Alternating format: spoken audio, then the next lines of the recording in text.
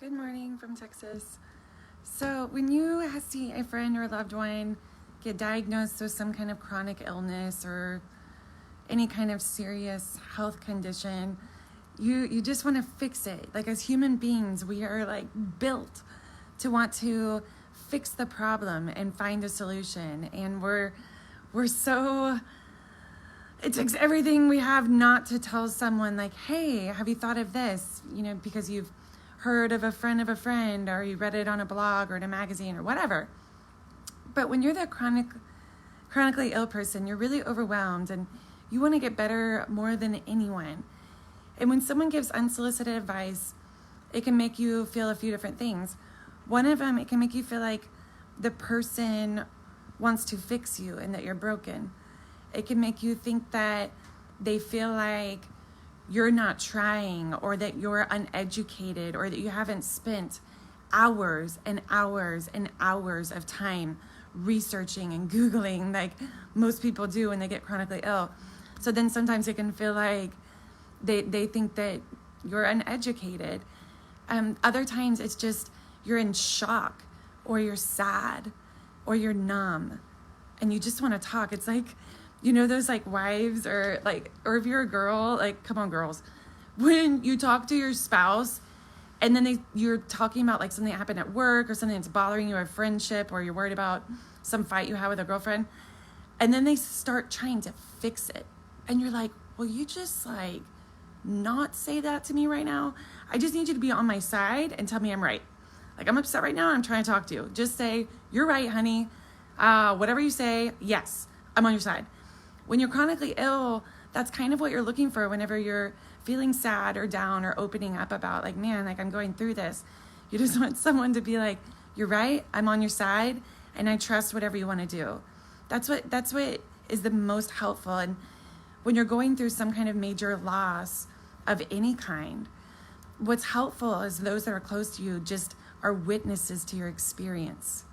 When they're just there and they're witnessing it and making sure that someone is there for support. But let's say you just have some information and you're dying to give it to the person. Like, you just know that it can help them, and it's killing you to not just tell them like, oh my God, please try this. Which, first of all, when you force something on the chronically ill, they're going to get defensive, they're going to get more closed off, and they're going to get frustrated, and they're probably going to push back even harder. It's just how it is. I don't know why. It's just, well, I do know why. It's because when you're chronically ill, you're really overwhelmed and you have so many different emotions. And when somebody gives unsolicited advice, it's just more stuff. And it gets you, when you're chronically ill, you feel so much pressure to heal and do everything all at once. And you have all these expectations. Like, one, because everybody wants you to get better so bad, but also just culturally, like what you see in advertisements and marketing and on Facebook, there's just all these people showing like all these things to do to get better. You just feel like, oh my gosh, like, I need to do everything. I need to get better so fast, and I can't be sad and I can't be upset. And it's just so much pressure. It's hard. So what happens when you have advice that you just are dying to give someone? Ask, say, I know of something that might help you. Is it okay if I tell you? And then you get them saying yes, and they've already opened up to receiving what you're going to say. And let's say that you can tell when you ask that question that because they're probably not going to say, no, I don't want to hear it right now, unless y'all are like really tight, really good friends, and they can just be like, dude, not into it right now. But they're probably going to say, sure. But if you can tell they're really not open to it, or they're really like don't have the capacity, because when you're chronically ill, everyone, not just the sick, but the healthy too, everyone has a set capacity of taking in new information, stressing about new things, making more effort. Everyone has a capacity. So maybe they're maxed out for the day or the week. That's okay. Like, that's taking up some of their energy they could be putting towards getting healed, or putting towards sleep or rest or peace and calm or mindfulness or whatever. But let's say that they say sure, and you can tell they don't really mean it. So what do you say? It's like, you just asked if you could give them advice. They said yes. You can tell they're not into it. So what do you do then? What you do then is say, okay, my advice is I want you to call me every time you need someone to listen. That's my advice, because I love you no matter what. So when you ask them if you can give them advice, instead of giving them unsolicited advice, you're getting them to say yes. You're getting them to open their mind to receiving what you're going to say.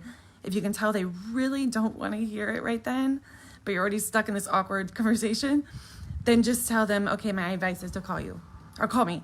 My advice is to call me whenever you feel down or sad or just need someone to listen, because I'm here to listen and I trust you.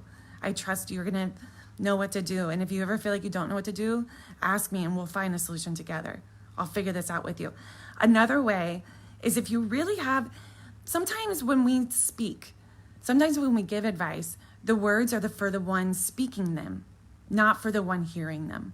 It's because it's for you to make you feel better, like you've helped or you've contributed or you helped fix the problem, or it's your belief system. I can't tell you how many people the past couple of years through my chronic illness want to tell me about their belief system. Like they believe it, and actually, I'm sure they do believe it can help me, but it's more they get worked up and passionate about talking about plant-based or ozone or infrared light therapy or whatever. I'm fans of all those. I'm not plant-based. I'm actually more keto, but I don't think one diet's right for anyone. Different conversation. But it's like people want to talk about what they want to talk about. They want to talk about their belief system and what they love, what worked for them, what their passion is. But what works for one doesn't work for all, and that's just the facts. That is just a fact. But it's wonderful. Life is just a choose your own adventure, and like learning and self-discovery and seeing what's worked for other people, and then kind of picking and choosing what works for you, because you're so unique. Your story is your story, and it will always be your story, not someone else's. And you don't need to make someone else's story your story, because it's not.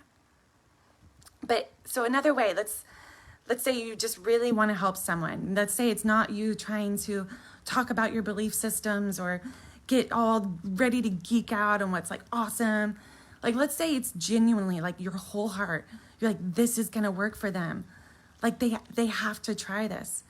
Instead of giving the unsolicited advice, what I would suggest is finding documented evidence of it helping someone in their situation or something similar and texting it to them.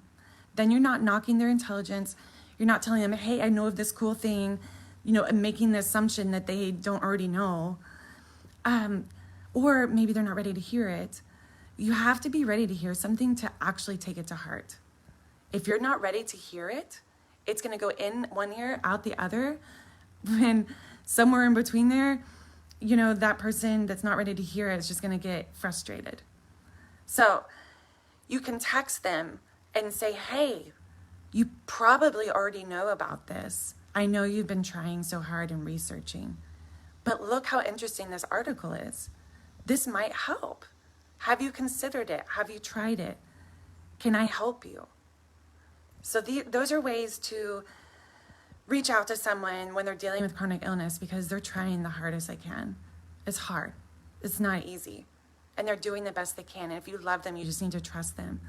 And if you want to help them, the best thing you can do is just witness their experience, listen to them, love them, and just respect their situation. So good luck. If you have any questions, let me know and I'll try to come up with something.